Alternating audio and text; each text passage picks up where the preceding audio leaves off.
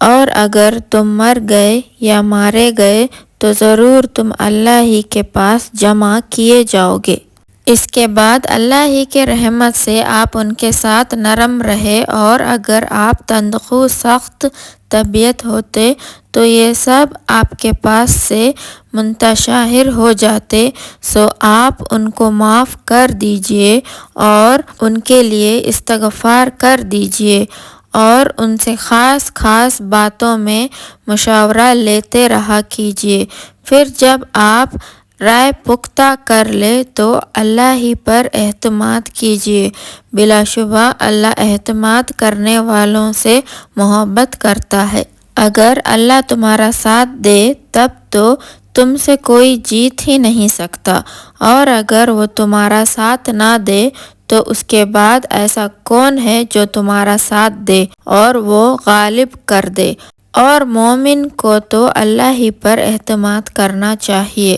اور یہ نبی کے شان کے خلاف ہے کہ وہ خیانت کرے، اور جو شخص خیانت کرے گا وہ اپنی اس خیانت کی ہوئی چیز کو قیامت کے دن حاضر کرے گا، پھر ہر شخص اپنے عمل کا بدلہ پورا پورا پائے گا، اور ان پر کوئی ظلم نہ ہوگا۔ سو جو اللہ کی رضا کا تابع ہو گیا، کیا وہ اس شخص کی مانندی ہے جو غضب الہی کا مستحق ہے اور اس کا ٹھکانہ دوزخ ہے، اور وہ جانے کی بہت بری جگہ ہے۔ یہ اللہ کے نزدیک مختلف درجات کے ہوں گے، اور ان کے عمل کو اللہ خوب دیکھتے ہیں۔ بے شک مومن پر اللہ کا بڑا احسان ہے کہ اس نے ان میں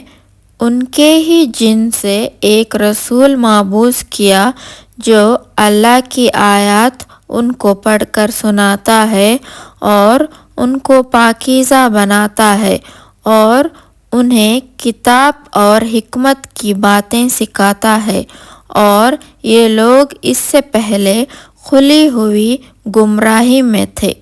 اور جب تم کو ہار ہوئی جس سے 2 حصے تم جیت چکے تھے تو تم کہتے ہو کہ یہ کہاں سے آئی؟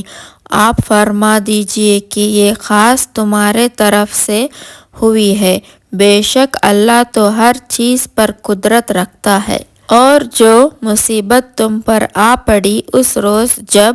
دونوں گروہ باہم مقابل ہوئے، اللہ ہی کی مشیت سے، اور تاکہ اللہ مومن کو بھی دیکھ لے،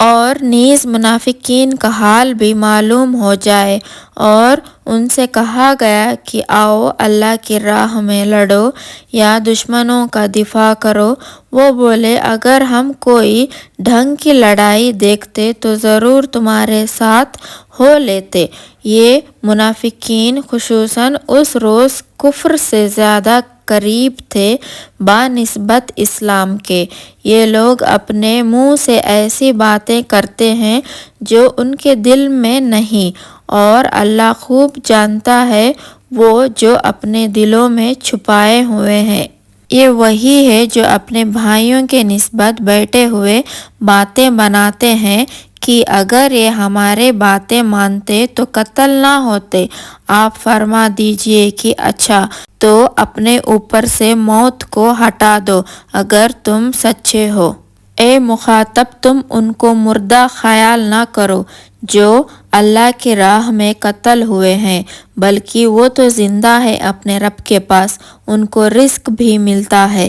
وہ خوش ہے اس چیز سے جو ان کو اللہ نے اپنے فضل سے عنایت فرمائی ہے، اور خوش ہوتے ہیں ان لوگوں کی حالات پر جو ان سے پیچھے رہ گئے ہیں اور ابھی تک ان کے پاس نہیں پہنچے، کہ ان پر بھی نہ کسی قسم کا خوف ہوگا اور نہ وہ محروم ہوں گے۔ وہ خوش ہے کہ اللہ نے ان کو اپنے فضل و کرم سے نوازا ہے، اور یوں بھی خوش ہے کہ اللہ مومن کا اجر ضائع کرتا ہی نہیں ہے۔ اور جن لوگوں نے اللہ اور رسول کے کہنے کو قبول کر لیا بعد اس کے کہ ان کو زخم لگا تھا، ان لوگوں میں جو نیک اور متقی ہے ان کے لیے بڑا ہی ثواب اور صلہ ہے۔ یہ وہ لوگ ہیں جن سے لوگوں نے کہا کہ لوگوں نے تمہارے لیے بڑا سامان جمع کیا ہے،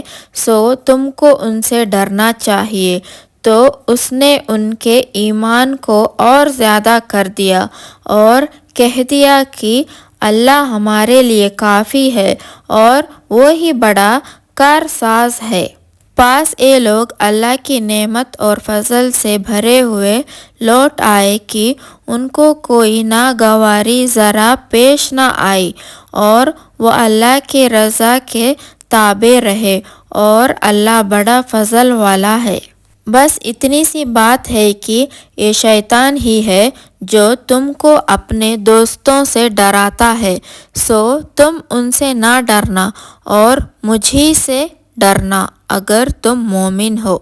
اور آپ ان کا غم نہ کیا کریں جو جلدی سے کفر میں جا پڑتے ہیں، یقین جانیے کہ وہ اللہ کو ذرا برابر بھی نقصان نہیں پہنچا سکتے۔ اللہ یہ چاہتا ہے کہ آخرت میں ان کا کوئی حصہ نہ رہے اور ان کے لیے بڑا عذاب ہے۔ جو ایمان کے بدلے کفر کو خریدتے ہیں وہ اللہ کو ذرا برابر بھی ضرر نہیں دے سکتے ہیں اور ان کو دردناک عذاب ہوگا۔ اور جو کفر کر رہے ہیں وہ ہرگز یہ خیال نہ کرے کہ ہم ان کو جو مہلت دے رہے ہیں وہ ان کے لیے بہتر ہے، اور ہم مہلت دے ہی رہے ہیں اس لیے کہ وہ جرم میں اور زیادہ ترقی کریں اور ان کو توہین آمیز سزا ہوگی۔ اللہ مومن کو اس حالات میں رکھنا نہیں چاہتے جس میں تم اب ہو،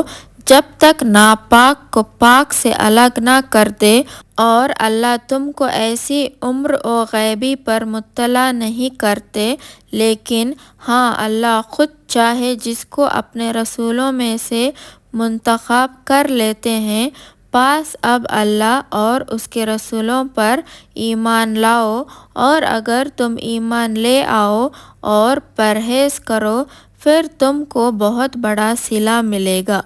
اور وہ لوگ ہرگز ایسا خیال نہ کریں کہ جو ایسی چیز میں بخل کرتے ہیں جو اللہ نے ان کو اپنے فضل سے دی ہے کہ یہ بات ان کے لیے اچھی ہوگی، بلکہ یہ بات ان کے لیے بہت ہی بری ہے، اور ان کو قیامت کے دن اس چیز کا طوق پنا دیا جائے گا جس میں وہ بخل کیا کرتے ہیں، اور اللہ وارث ہے تمام آسمانوں اور زمین کا، اور اللہ تمہارے عمل سے خوب باخبر ہے۔